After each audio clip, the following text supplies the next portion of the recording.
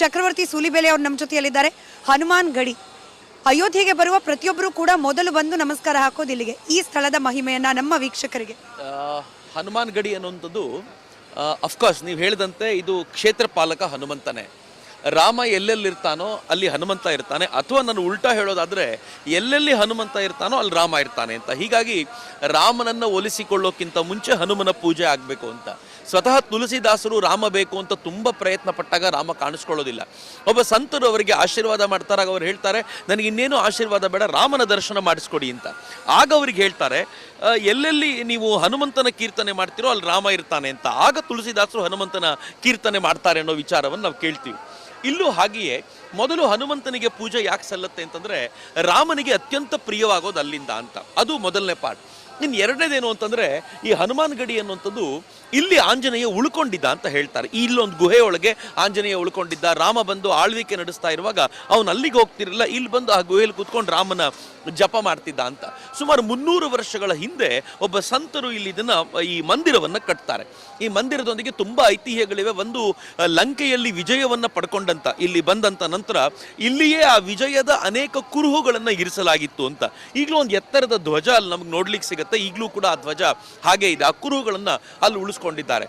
ಇನ್ನೊಂದು ಹಿಸ್ಟ್ರಿ ಇದ್ರ ಜೊತೆಗೆ ಬಹಳ ಚೆನ್ನಾಗಿರೋದು ಏನು ಅಂತಂದ್ರೆ, ಒಬ್ಬ ನವಾಬ ಶೂಜುದ್ದೌಲಾ ಅಂತ, ಆ ನವಾಬ ಏನ್ ಮಾಡ್ತಾನೆ, ಅವನಿಗೆ ಹೆಲ್ತ್ ಸರಿ ಇಲ್ಲ ಅಂತ ಗೊತ್ತಾದಾಗ ಅವನು ಇಲ್ಲಿರುವಂಥ ಸಾಧುಗಳಿಗೆ ಹನುಮಂತ ಒಲಿದಿದ್ದಾನೆ ಅಂತ ಅವ್ರಿಗೆ ಗೊತ್ತಾದ ನಂತರ ಅವ್ರು ಹೇಳ್ತಾರೆ, ಆ ಹನುಮಂತನನ್ನು ಒಲಿಸ್ಕೊಂಡಿರುವಂಥ ಸಾಧುಗಳನ್ನು ನಾನು ಭೇಟಿ ಮಾಡಬೇಕು, ಮಾತನಾಡಬೇಕು, ಅವರಿಂದಾಗಿ ನನ್ನ ಆರೋಗ್ಯ ಸರಿ ಹೋಗುತ್ತಾ ಅಂತಂದಾಗ ಇವ್ರು ಹನುಮಂತನ ಪೂಜೆ ಮಾಡಿ ಅವನಿಗೊಂದು ಆಶೀರ್ವಾದ ಮಾಡ್ತಾರೆ.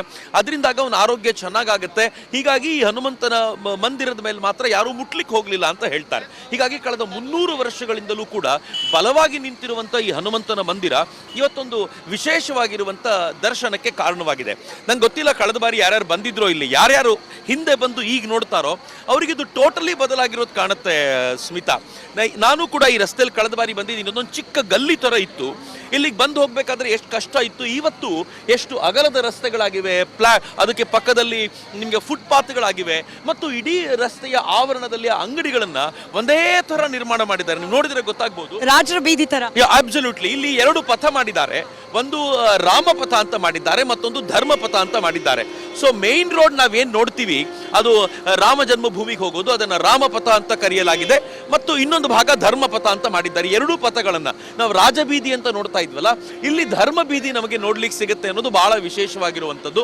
ಮತ್ತು ನನಗೆ ಬಹಳ ಖುಷಿ ಕೊಟ್ಟಿದ್ದೇನು ಅಂತಂದ್ರೆ, ಒಂದೇ ಬಣ್ಣದ ಅಂಗಡಿಗಳು, ಅದಕ್ಕೆ ಹಾಕಿರುವಂತ ಅಲಂಕಾರಗಳು ಮತ್ತು ಅಂಗಡಿಯ ಹೆಸರುಗಳು ಕೂಡ ಒಂದೇ ರೀತಿಯಲ್ಲಿ ಮಾಡಿರೋದು ಎಲ್ಲವನ್ನು ನೋಡಿದ್ರೆ ಅಮೇಝಿಂಗ್. ನನಗನ್ಸುತ್ತೆ ಬರೋ ದಿನಗಳಲ್ಲಿ ಧರ್ಮನಗರಿ ಅಂತ ನೀವೇನಾದ್ರೂ ಯೋಚನೆ ಮಾಡಬೇಕು ಅಂತಂದ್ರೆ ಅಯೋಧ್ಯೆಗೆ. ನಾನು ಬೆಳಗಿಂದ ಅಯೋಧ್ಯೆ ಈ ಸ್ಟ್ರೀಟ್ಸ್ ಅಲ್ಲೆಲ್ಲ ಓಡಾಡ್ತಿದ್ದೀನಲ್ಲ, ನನಗನ್ಸುತ್ತೆ ಬಹುಶಃ ರಾಮ ವಾಪಸ್ ಬಂದಾಗ ಇದೇ ತರದೊಂದು ಭಾವನೆ ಇತ್ತು ಅಂತ. ಈ ಭಕ್ತರ ಈ ಆನಂದ ಆ ಕಾರಣಕ್ಕೋಸ್ಕರವೇ ವಿಶೇಷವಾಗಿದೆ ಅಂತ ನನಗನ್ಸುತ್ತೆ.